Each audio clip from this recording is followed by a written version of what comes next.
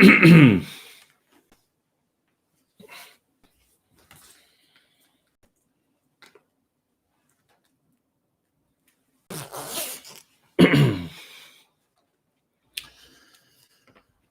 right, so a very spontaneous live stream. Let's see if somebody comes on board, unscheduled, unplanned. We'll give it a couple of seconds, and yeah, there we go. We got 2 people on board, and 4. Okay, cool. As per usual, please let me know if the audio and if the video is okay. We've got 11. Cool.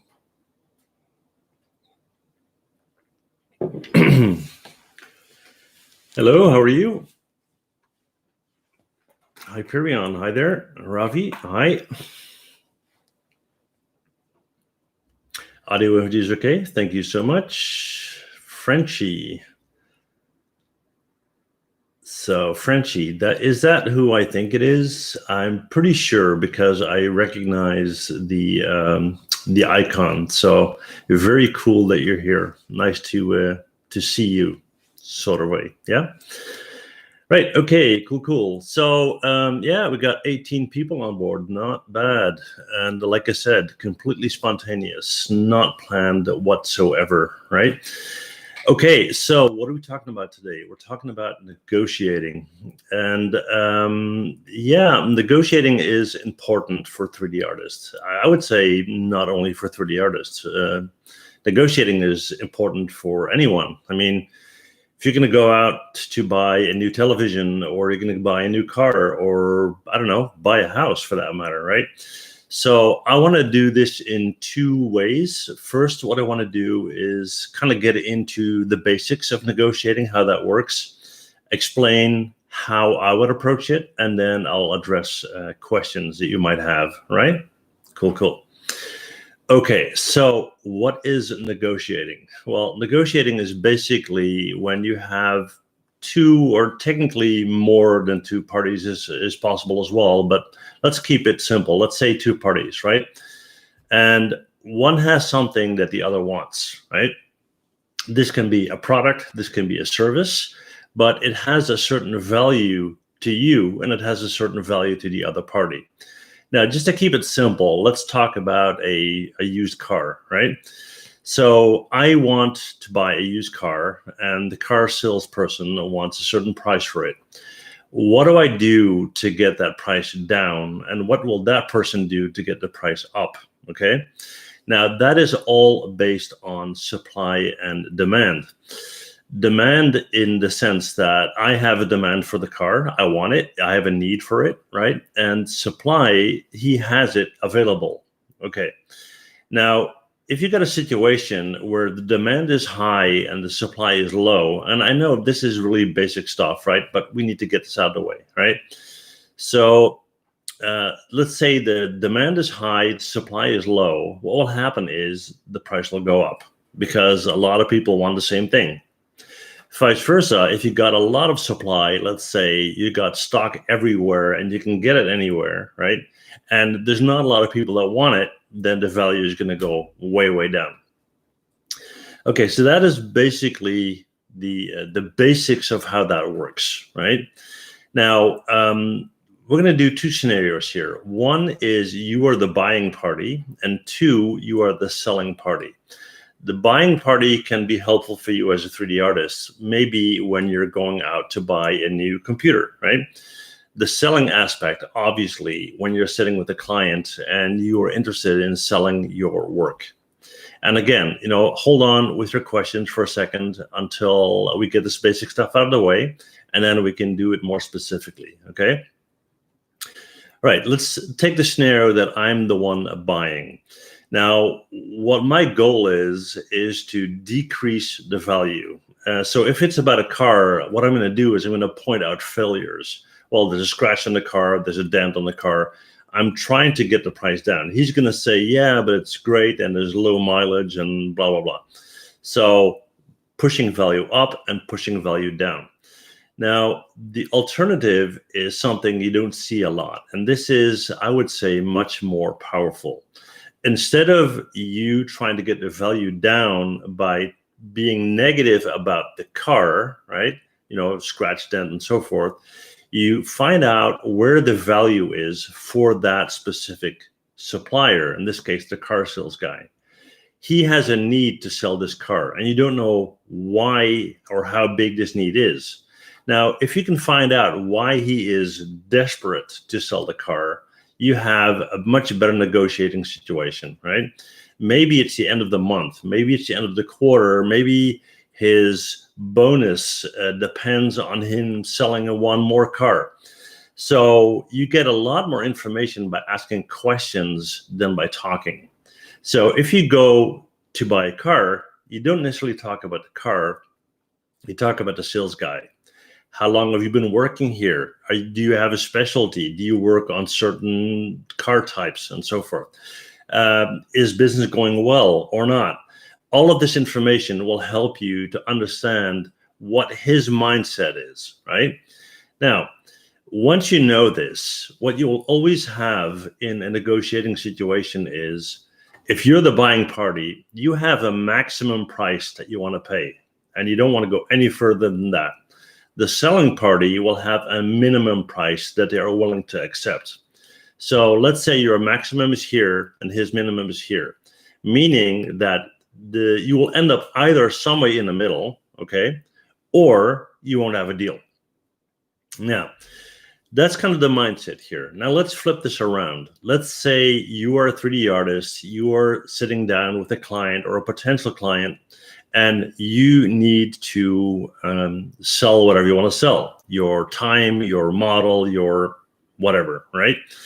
Okay, so you have this meeting, and basically one of the first things that could happen is the client will say, well, I got so many 3D artists I can choose from, and you're not even close to one of the best, so I'm not going to give you the price you want. How do you counter something like that? How do you convince him you are worth that money? How do you do stuff like that, right?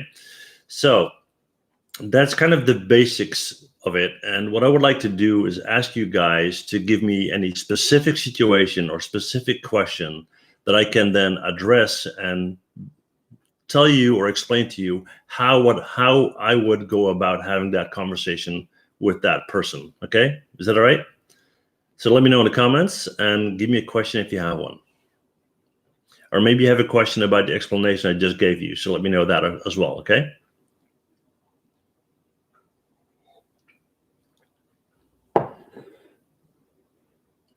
Okay, cool. Okay, so I hear this a lot. And in this case, it says, okay, customer says they can get it cheaper from India. Well, I don't understand. Sorry, my Google is going nuts. You're mentioning India, but it doesn't have to be India. It can be any country or any region where they can get it cheaper, right? Now, the answer to this is actually fairly simple. When you talk to a client as a 3D artist, a lot of people think, okay, he's buying my 3D model. No, he's buying way more than that, right?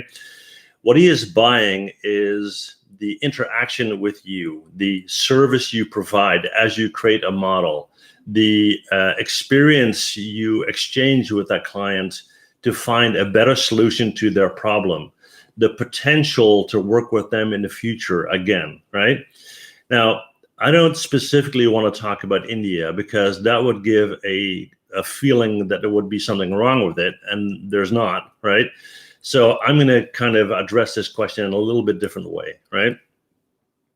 So client says, I can get it cheaper somewhere. I don't care where. I can get it cheaper somewhere for whatever reason. Wages are lower there, whatever, right? Okay, so let's look at the downside of doing this. What about the time difference? Let's say you get a question about the model. You have to wait 8 hours because you're in a different time zone.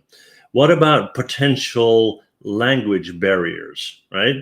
What about cultural differences? And I mean, trust me, this is huge. What about having the ability to assess the situation locally because you are local? If you are a local 3D artist, chances are you know the client, you know the area that they operate in, you know their market way better than somebody that is thousands of miles away, right? So it's your job in that situation to explain the difference in value between somebody 5,000 miles away and being local. So what you're going to address is what the value is for that client. Client will say, I have to pay you $50. I can get it in whatever for $10. Yes, but what if you have to wait 4 days longer? What if there's something wrong and you have to wait 2 days before it's fixed? What if? Time is money. Quality issues is money. If his project gets delayed because of working remote, that's going to cost him money that he could save if he works with you, right? So you don't talk negative about the lower price. You talk about the positive of your higher price, what that value represents, okay? So let me know if this kind of addresses that question, okay?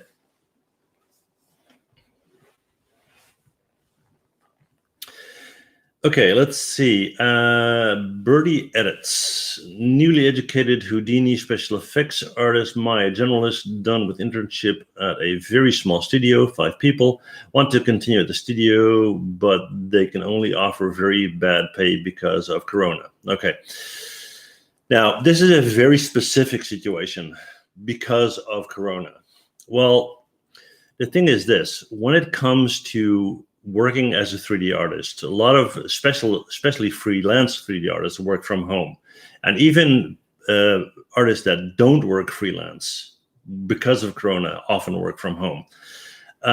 There's nothing new there. We work in a digital world, so I don't think necessarily that Corona is a major issue, unless they are selling whatever they're selling much less because of Corona, all right?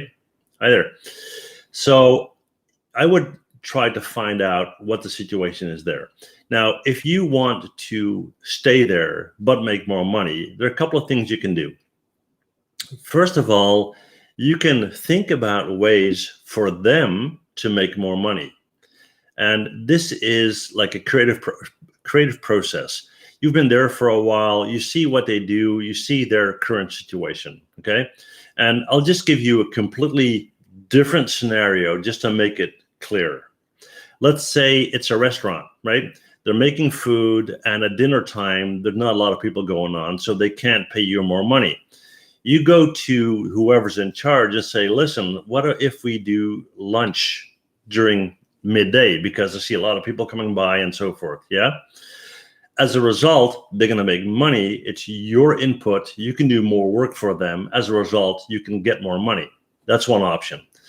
If that is not possible at all, the second option is for you to say, listen, am I allowed within the framework of what I got here to also work freelance independently, right? Or do that in conjunction with them. So do your work for them, do part of the work completely independent. These two together will generate more money for you. If that's not possible, how about having additional value paid to you, not in money, but in different ways? You get, let's say, 1 day a week paid free to go and do classes, or they pay for a study for you or something like that, right? So there's not always value just in money. There are values in other areas as well. Maybe they will say, hey, we'll extend your contract right now for a year if you stay. You may not make a lot of money, but you got more security, and that has value as well. Okay? Let me know if that helps. Let's see what else. Hey everybody, are we gonna have another awesome day where a surprise stream and then Hugo announce surprise stream later? I don't know. Hugo's a nice guy, and I really not in sync with when he does live streams. I do live streams when I have time to do live streams, right? And I was working on my freelance video series, and one of them is going to be about negotiating, and I thought it'd be cool just to do a little, preview on that, if you will. Okay. Let's see. Hey, Mike, when working with clients who aren't familiar with the 3D industry, how do you negotiate realistic deadlines, especially when they think 3D projects get made in the click of a button? Okay. Well, to an extent, it's your job to educate them, right? But that's to an extent. I mean, if you ask somebody to paint your house, right? And they say, sure, that's going to cost you $5,000. And you think they can paint the house in one day, that's not their problem. That's your problem, right? And again, it's all about the value here. Of course, it's beneficial for you to give them some insight into the process. The thing is, most clients, especially if they're not in the 3D industry, they don't care about your process. They care about their process and the value that's in there for them. So if they got a commercial that needs to be finished for television and they need some 3D work for that, the only thing they want is for that commercial to be done on time. That's it, right? Now, how do you work around that? You need to be extremely specific as to expectations, because otherwise you're going to get this, well, yeah, but I didn't mean this, I meant that, and can you change this and change that? And then your deadline is moving and moving and moving, and nothing is ever happening, right? That's the whole thing that happens in the begin stages of your contact with the client. You need to document carefully what they expect from you, what is considered finished, what is considered a win, right? So and again, an example, let's say you hire me to deliver you a car and you don't say anything about the type of car. This can be a 40-year-old rust bucket or a brand new Ferrari, right? If I'm disappointed with the car that I receive, I should have been more specific. If the client isn't more specific because they don't understand 3D, it's your job to be specific. And I would say, listen, on this date, you're going to get this from me, and this will include 2 options for adjustments. And after these 2 are done, it's considered done. Anything else will mean an extended deadline or will mean more money. Okay? And again, please give me some feedback, guys, if these answers help you, right? Let's see. Alrighty. Okay, XGen and Maya. Well, that's off topic, so we're not going to do that today. We're going to talk about the whole negotiating and sales thing today. So I'm going to skip that one if you don't mind. Right. So please give me some feedback, guys, about the information you're getting. Is it helpful? Okay. Cool. Let's see, Tech Breed. It might inspired me that much. Started training 6 months ago, and your videos have been cool. Oh, that's very cool. Thank you so much. Let's see. Jalil is saying how to negotiate with client to make a prepayment for the project. How to secure ourselves from wasting time as artists. Okay, cool. Well, the thing is this. It seems it's 12:17 p.m. My Google's going nuts again.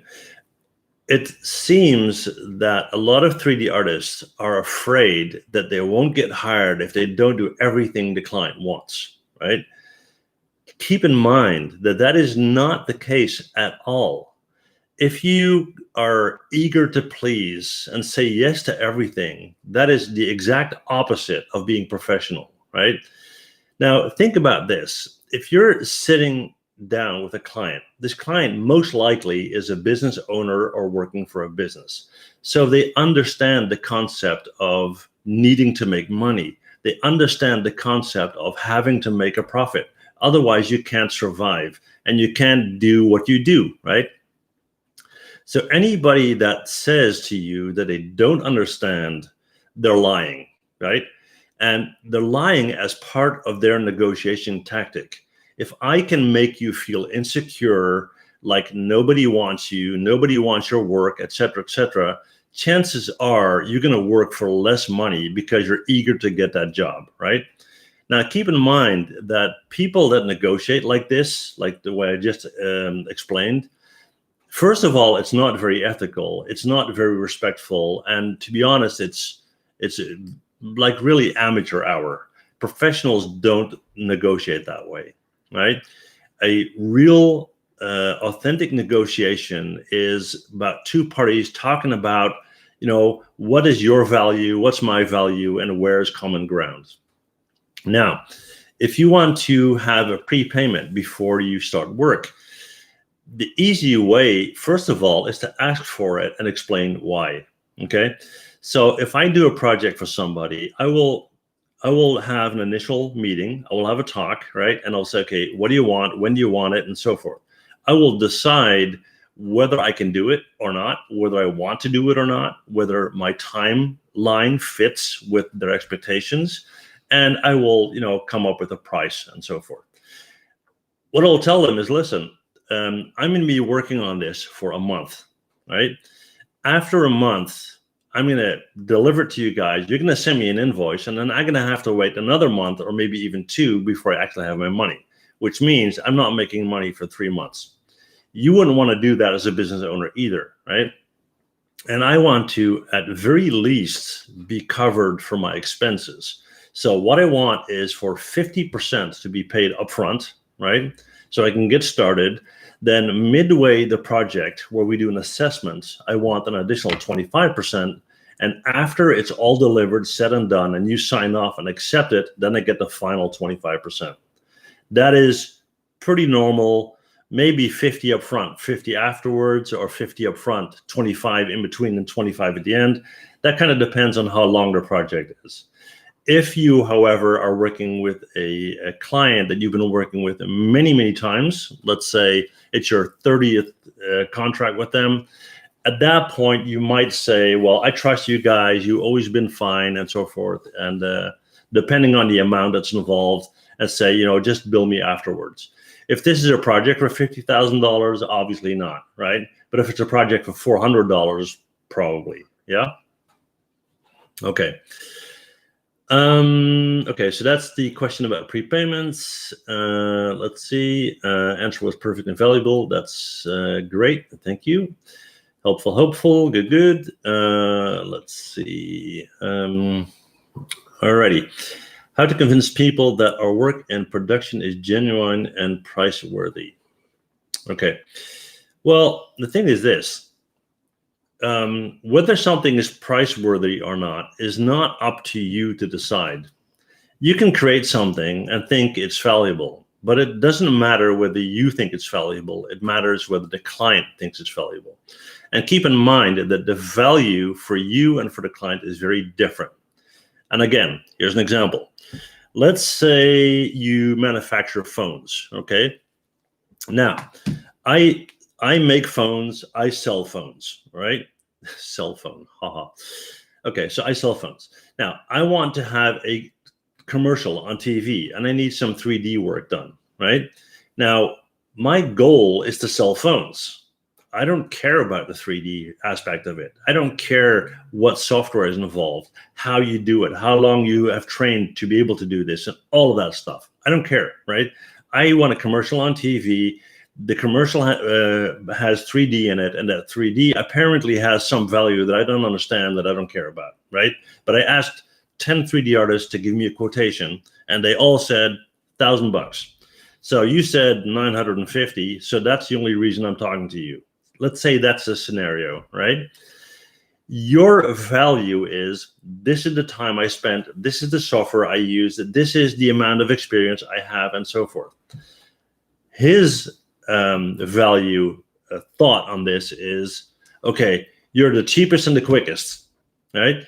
Now, if you talk about what you see as value and he doesn't care, that discussion is going nowhere, right?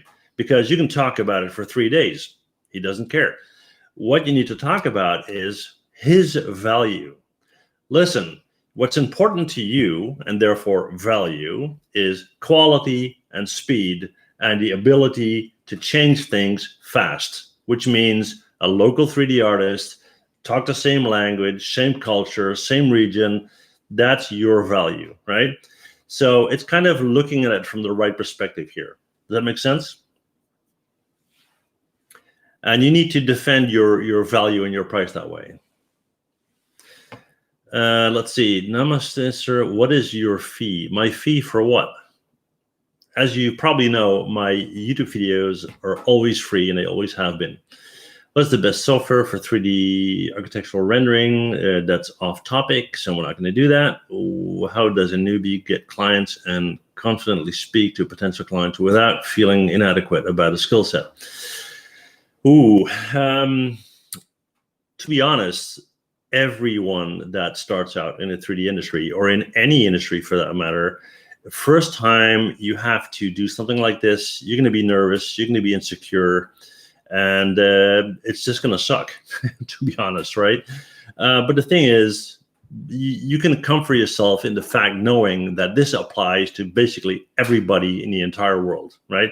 Me included.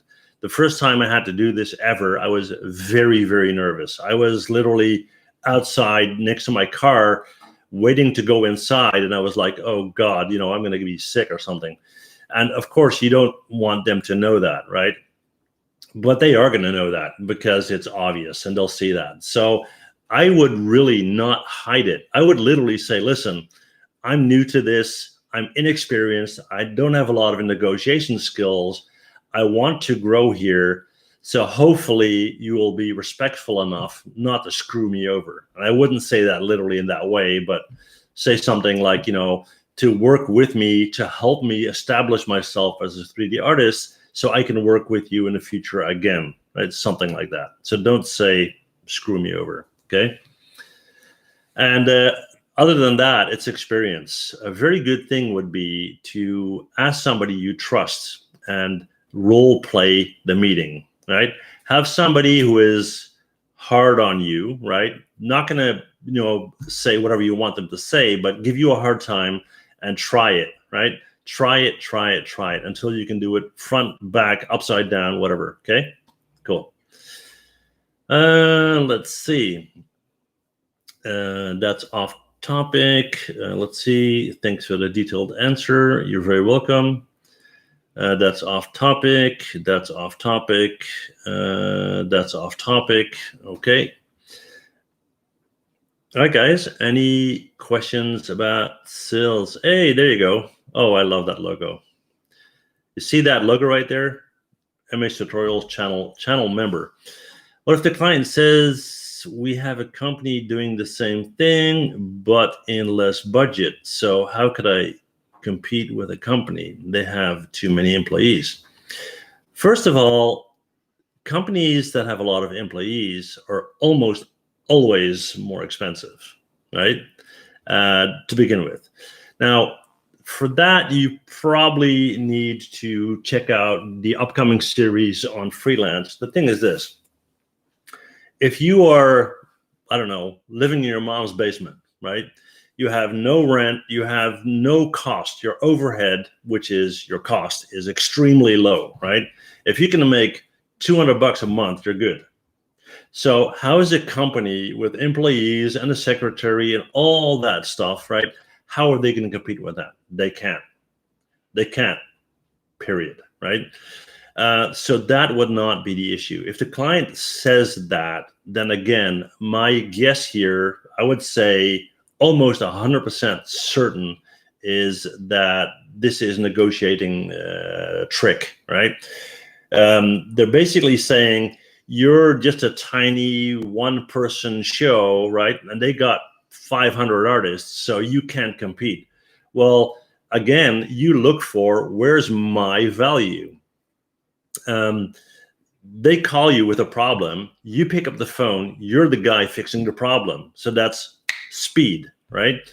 The company, I call over there, I get some automated robot voice, then I get the receptionist, then I get the head of the department, then I get the artist that is working next to the other artist who has a day off, whatever.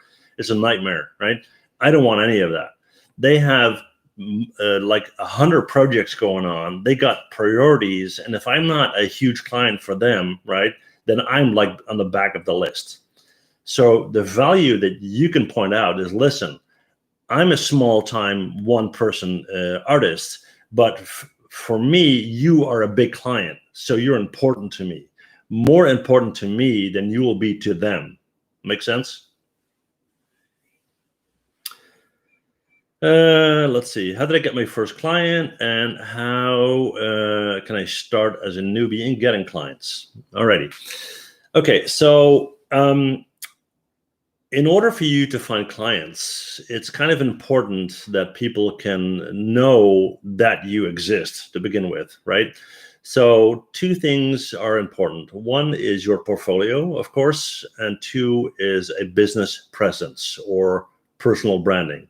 So I always advise you to have a proper ArtStation page and to have a LinkedIn profile or page, yeah? What you do then is you become active on social media, you go into Facebook groups or Instagram or whatever, where there are communities of people that are in the same industry, either 3D artists or game creators or movie creators or whatever the industry is that you want to work in, right?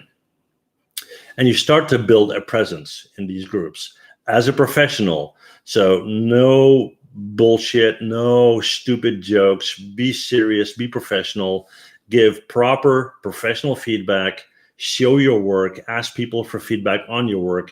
And what will happen is somebody in that group will have a project and say, hey, I know this guy and he's serious and he's professional, and I'll ask him to collaborate in our project. Or I need somebody who is good in this and that and so and so. That's how I got my first clients, not on social media because it didn't exist yet, but basically by interacting with people that you know are either in the industry or related to the industry, okay? And yeah, as a newbie, the thing that a lot of people do when they're new in the industry is they try to pretend to be something that they're not, right? They're insecure because they're inexperienced. They go out and they apply for jobs that are way beyond their skill set, and they basically try to fake their way in, right? It's not going to work. Just be honest about it, right? Everybody started as a beginner at some point. If you have an interview for an internship or anything, just be honest. Say, listen, you know, I've been doing this for a year. It's my passion. I work hard. I want to learn. I want to listen. I'll start from the bottom. Give me a shot, right? If you're going to go and sit there like, oh, I'm great and this and that and whatever, what they're going to do is they're going to poke holes in your story. And they're going to say, well, you say that you're good, but looking at your work, you're not, right? So that wouldn't fly at all. Let's see. This is an interesting question. How to plan ahead and negotiate for free revisions beforehand, and how to handle infinite revision loops, especially for small changes. Okay. Contractually. So eVisions is revisions. Okay. Again, contractually. So if I get a question from a client and he says, hey, listen, I need a 3D model of an apple. That's it, right? Okay, I'll make an apple. And then he says, yeah, but the apple is too big. I want a smaller apple. So I go out and make a smaller apple. And then he says, yeah, but I didn't want a red one. So I make a green one. And he says, yeah, but I wanted a yellow one. You can go on forever, right? So that's the whole point of having a meeting with a client, to decide, literally decide on, okay, what is a red light, what is an orange light, and what is a green light? Let me explain. When can we both say this is not according to what we agreed on? You have to specify that. I want you to make an apple that is red, and this color shade red has this dimension, this poly count, this type of texture map, this so on, right? Now, in that case, you can say, listen, I delivered an apple in that color, in that size, in that poly count, and so forth. You are entitled to 2 changes that's included in the price, each change not taking more than a maximum of, let's say, 3 hours of my time. Anything beyond that is additional costs. That way, the client will understand, listen, I have the freedom to change things, but it will cost me money. So it's in their best interest to be very clear with you what you agree on, right? So you kind of flip tables on them. Instead of you handling that pressure, have them handle that pressure. You can say, oh, it's fine. You know, I can do 500 changes if you want. every change is $500. And suddenly they'll go back from 500 changes to maybe one or none. Okay. All right, let's see. How do we plan ahead? Okay, so yeah, to finish up on that one, based on the client, if you know the clients and you know that they're that type of client, right, you kind of built that into your conversation. Oh, God, this client is always changing things, okay? So what you do is you put it onto paper how often they can do this. For other clients, maybe not so much, okay?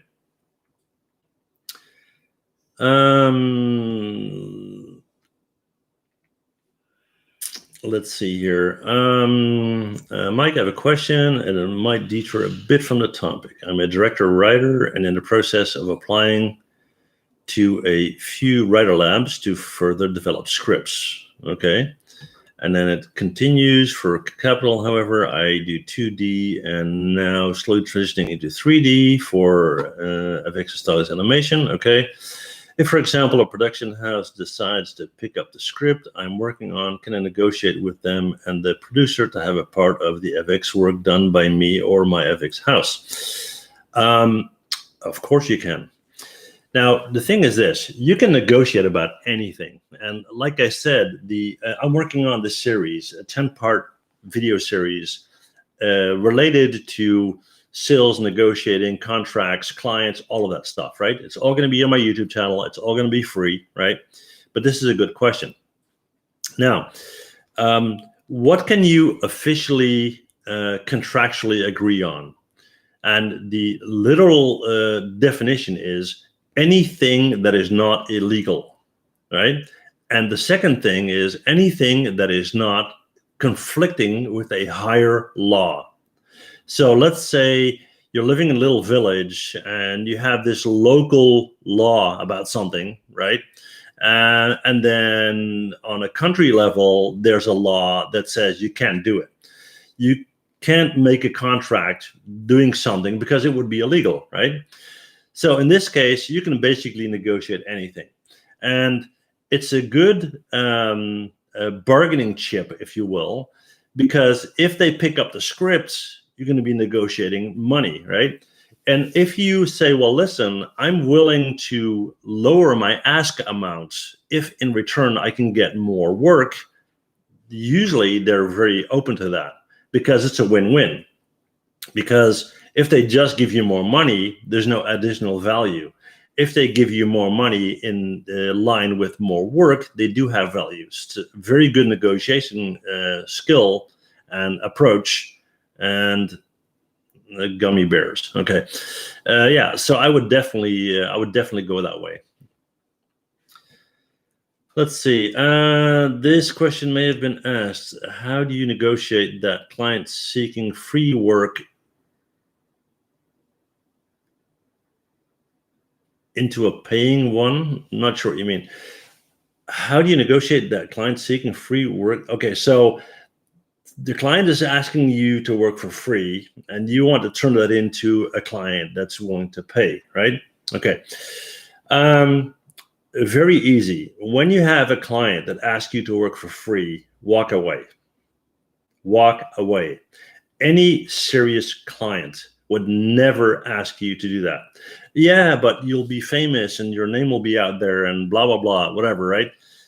Don't go there. If they have the balls to ask somebody to work for free, that means they don't have any respect for you whatsoever, right?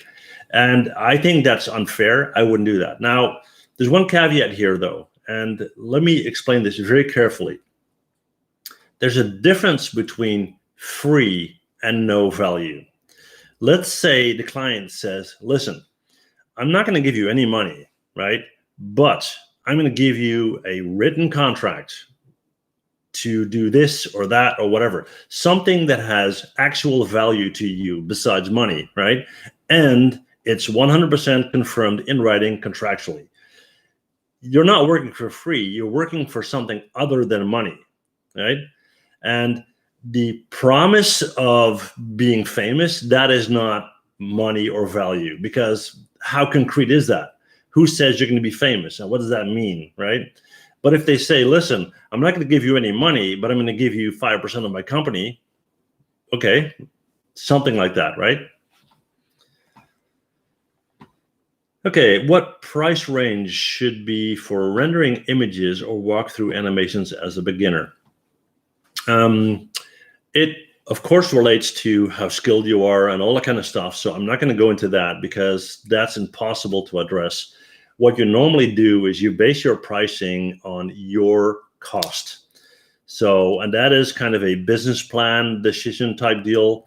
And again, for that, watch my videos. I'm doing videos on that as well. At some point, this is my personal expense every month. This is my business expense every month. This is the amount of money I need to make to cover both and still save some money to buy a new computer 2 years from now, right? And so on. If you break that down to per month, per week, per day, per hour, you know what your hourly wage is. From there, you can then start to calculate, this render takes 3 hours, therefore my price would be, and so on, right? However, if that price turns out to be 5,000 euros because you have a very expensive private life, then you need to kind of reconsider that, right? But that's kind of the process there.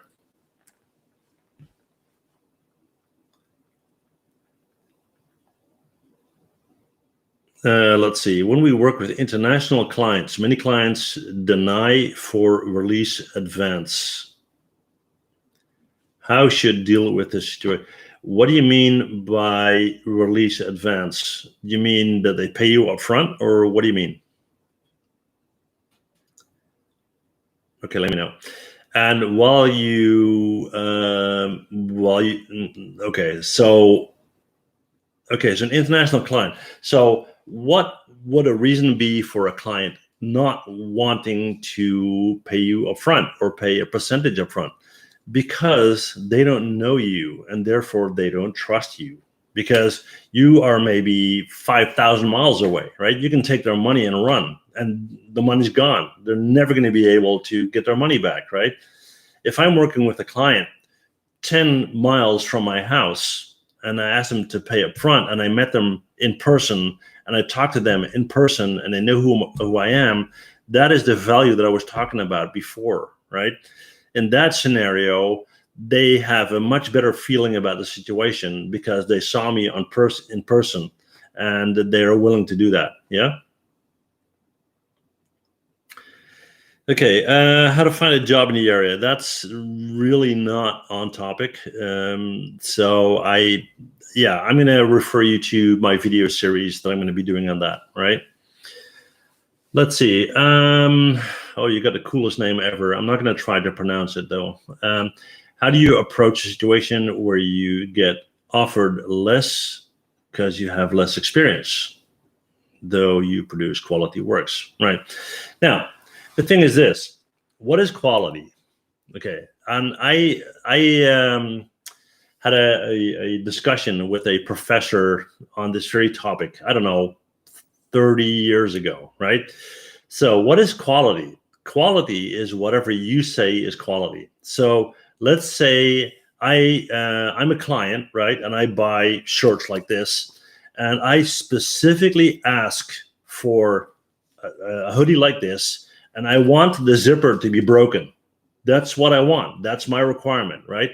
So if he delivers me a hoodie with a working zipper, that's not what I asked for. So it's bad quality, right? Austria, cool. So quality is not objective. It's a subjective matter, especially in 3D art, right? So if the client says, I'm going to give you less money because you have less experience, then ask the client, okay, and how does that less experience result in less money, right? Where is the loss of value? Tell me, right? And they'll say, well, okay, because you work slower. Okay, how fast does somebody else work? I don't know. They can do this in an hour. Sure, show me.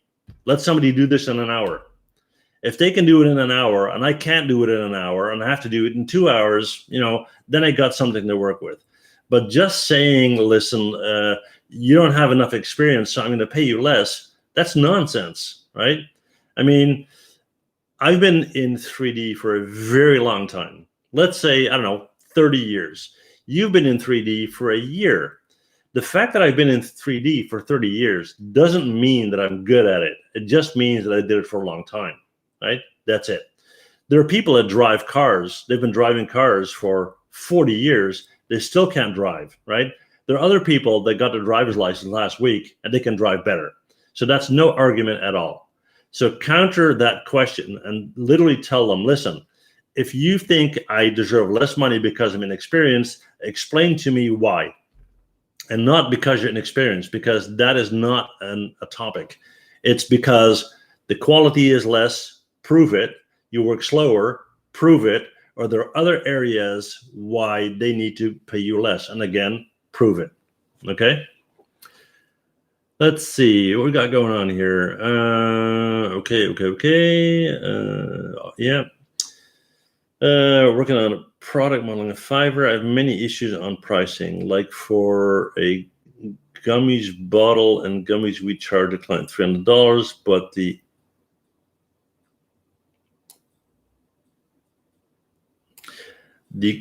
kilt budget, I assume you mean client budget. I'm very good in translating, right? Okay, so you need to charge $300. Their budget is $70. Well, I walk into a store and I say, listen, Mr. Car Dealer, Ferrari, I want to buy this Ferrari that's worth $500,000, but I only got $10. Give me the car. What do you think the guy's going to tell me? All right. Now, why am I giving this example? The difference between 300 and 70 is non-negotiable. I talked before about your minimum amount that you would accept and the maximum amount they're willing to pay. These two are too far apart. So there's never going to be a deal to be made here, and I would just walk away, right? If your price is 300, you might negotiate to 250, maybe, right? But never to 70. If they're at 70, they're never going to go to 250. So there's no deal to be made. It's not realistic. If this is a negotiating skill and they're just trying something, then the client is nuts, right? I would forget about this client, because if you work at cost or even at a loss, you can do that all day long, but why would you? There's no reason to do that at all, okay? Let's see. Okay, what we got here? How about Cinema 4D? Yeah, that's software. I sure am new to Maya, so can you please tell me how to make a ground plan? That's off topic. We're not going to do that. Let's see. They're saying, so I have a super high quality asset, which should be around $2,000 based on high quality assets in the market, but the client says that he's willing to give $500 for that. Okay. Now, again, when it comes to an asset, if you're selling a 3D model, it's very hard to defend the added value, okay? Because you send them the files and basically the business relationship is done. There's no interaction. They're buying a box off the shelf, basically, right? So who you are, how much experience you are, all of these things don't matter to the client. They have a price in their head that they want to spend. Again, $2,500, that's not a negotiation at all. I would ask the client how they think they're going to get this type of quality, that type of experience for $500. If they cannot explain that to you, wish them the best of luck, right? I mean, and if that's not an option, what you can do is say, listen, I want the $2,000, right? But I am able to do a combined deal. So let's say they say, okay, I'll pay the $2,000, but you need to do something for me on a weekly basis, something that doesn't cost you a lot of time, you can easily do, which will kind of link you to that client. Therefore, you get more value, because a one-time deal is nice. A repetitive deal with the same client is better, okay? So I personally would say, listen, I can't go to 500. it should be 2,000. But if you can contractually promise me that you will buy from me a minimum of 5 assets every month in writing, in contract, I'll lower 2,000 to 1,500, right? But never to 500, okay? Let's see, what is the top 3 important things as an amateur keep in mind to be better and survive the industry? Okay.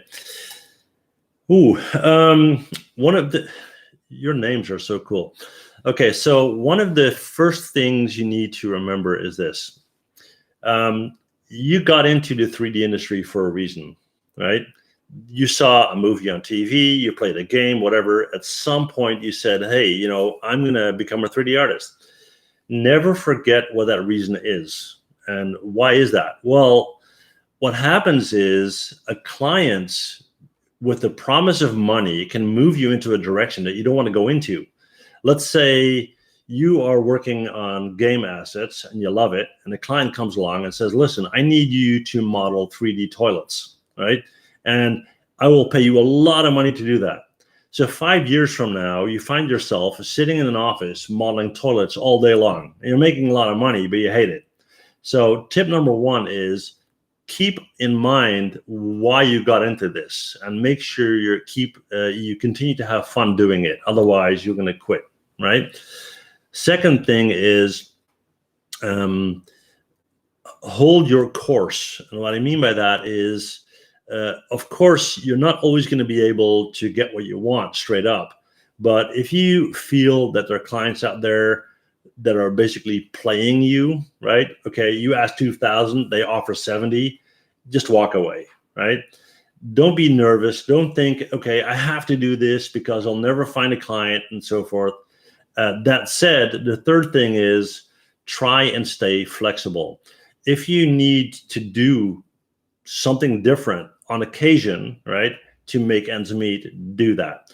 Don't say, okay, I only work on game assets, nothing else. I've modeled 3D toys, props. I worked on TV commercials. I worked for universities. I worked for hospitals. Basically anything that will help me to move forward, right? Let's see, a portfolio question that's off topic, so we're not going to do that. Let's see, Fiverr. Yeah, Fiverr is, you can still make money on Fiverr, but again, you need to have a very good network. You need to be very professional, and it takes a lot of time. Building a proper income stream through Fiverr can take at least 2 years, right, of very, very, very hard work. And again, it's very hard to figure out what's good and what's not unless you have a lot of reviews. Let's see. Sometimes I'm afraid to tell higher price to client and I end up getting a cheap project. My motivation fades away when I realize that the price is low. Why does this happen? How to avoid this? Okay. It usually happens because of insecurity. Why insecurity? Because you believe that there are other artists out there that are better than you. Well, let me tell you something. There are other artists out there that are better than you. And I haven't even seen your work, right? How do I know this? Because there are a lot of artists out there that are way, way, way better than I am, right? And that's fine. Keep in mind, if you have to wait until you're the best in the world before you can be a 3D artist, you would have one 3D artist in the world. And that's not the case, right? So every 3D artist has value, and so do you. Now, you need to believe that, because if you believe that your work is inferior, then that's where you start accepting lower pricing. The best way to hold on to your higher price is to understand where that higher price is coming from, okay? Now, how do you do that? Let's say you model something. I make a 3D model of a phone. I have no idea what to ask for it, right? So I'm just going to ask $1,000. It's a lot of money, right? Where's that 1,000 coming from? That's how a client will drive your price down. They'll tell you, explain the $1,000. Where's that coming from? And you can't, right? So you're going to go to 800 or 500 or 300 or even less. If I get this question, I'll tell them, listen, my turnaround time on this model is very short, right? So I can work much faster than somebody else. That represents a certain value. I have a high quality 3D model that it can be integrated into any game, any movie, and so forth and so on. That has a certain value. I have the experience to work with you. I talk your lingo. I know your industry. That has a value. I put all these numbers on the board and say, that's 200 and 200 and 200 and 200, that's 800, right? And then they'll say, yeah, but the price is too high. I said, okay, what do you want to get rid of? The time? Can I take more time then? Or do you want worse quality? Or what do you want? And they're going to say, no, I want good quality. Okay, so that 200 stays. I still want to have it fast, so that 200 stays. If you want somebody with less experience, I'll go away and you can hire a newbie. Is that what you want? No, I don't want that either. So you hold on to another 200. And again, you flip the tables, and instead of you defending yourself, you have him defending himself, right? So the best way is always to answer a question with a question. Let me know if that answers your question, all right? So M Planet loves me. Well, I love you too. Let's see. Thank you. Where am I here? Is it necessary to? Okay, we did that one. Okay. How to handle situations where clients ask for source files. Let's say that you didn't include it in your bill at the beginning and you didn't specify it before starting the project. Well, you basically answered your own question, right? Which is talk about this up front and put it in the quote, right? You're saying that you didn't include it in your bill. Well, you send your bill after the project, not up front. Source files. Well, it depends on what you're selling, right? I mean, if you are making a 3D model that's going to be used by a movie studio in a movie, then they have to have the source files. If you're going to have a 3D model for, let's say, a client that wants to put a rendered image in a magazine, they don't need it. They just need a rendered image, right? So you need to decide up front whether that includes source files or not, and also what they are allowed to do with them. Because if you make a 3D model and they go out and sell your 3D model on TurboSquid and make $5 million, you didn't make anything, right? So you need to agree with them if they get source files, why they get source files, and what they can do with source files. If they make money off of your source files, in addition to your local agreement, you need to get part of that money, right? Okay. You got your answer through his question. Okay, cool. Let's see. Okay, so rather look to develop an artistic identity so that clients seek you out for your identity, not abilities. Yeah, I would say it's kind of both true.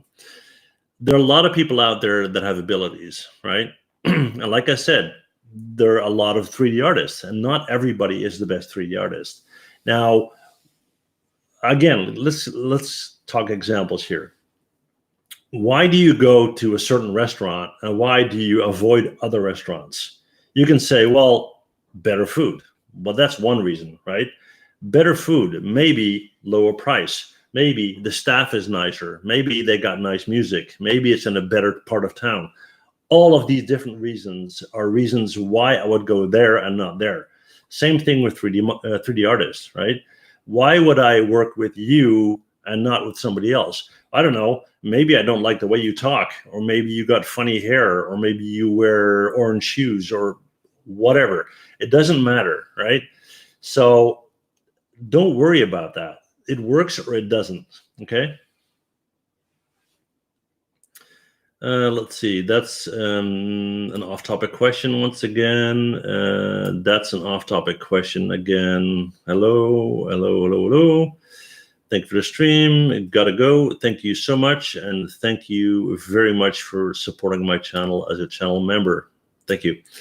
Let's see. Good answer. Love the answer. Good, good. Thanks. Gotta get going. Yeah. Well, I gotta get going too because we're at 59 minutes and we usually do this 1 hour. So, hey, we got Harry Potter. Hey, Harry. So let's do one more question. Let's say that I agree with the client on a project where I should make a visualization of a living room and kitchen, for example. Do I have to send him a whole file or just renders? Again, that is what you agree on. You need to sit down with the client up front, virtually or in real life, and agree, okay, what constitutes delivery? When can I say I have delivered what you have asked, right? If you're unclear about that, it's going to go on forever. So you need to say, I'm going to model this for you, then I'm going to render it in a format 1920 by 1080 in 32-bit. I'm going to send it to you in a JPEG format, and I'm also going to send it to you in a TIFF format, and then it's done. If you don't do anything like that, they're going to keep on asking, hey, send me a TIFF file, send me a JPEG file, send me this, send me that. It'll go on and on, right? Okay, guys, that's it for me. What I always do before you go, hang on, don't go, hang on.